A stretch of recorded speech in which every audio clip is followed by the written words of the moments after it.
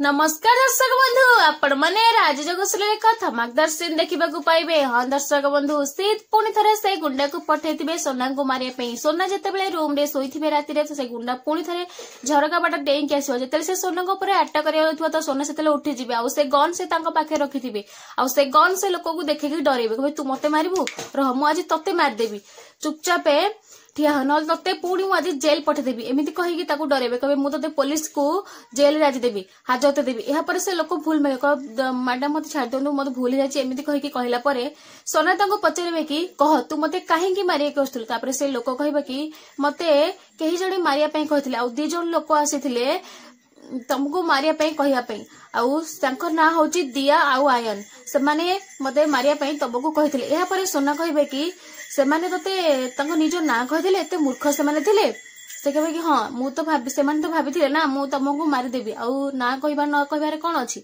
यापर सोना कहे कि ठीक अच्छे से मारियापाई केते टंका देथिले से कहे कि मते लाख टंका देथिले। यापर सोना कहे कि मु तते 2 लाख टंका देबी तू से 2 जन को मारिदेबू। तापर से लोक मना करिवो आउ सोना पुणी डरेबे बंधुक रखी मुंडे कहे कि मारिबू ना मुझे तते जेल पठेदेवी जहाद्वारा कि तू 10 वर्ष जेल दंड भोगबू। यापर से लोक बाध्य कि मंगी जीव मारियापाई आईन आउ दिया। हाँ दर्शक बंधु यापर से लोक से चली सोना रागिकी बाहर को चली जाए।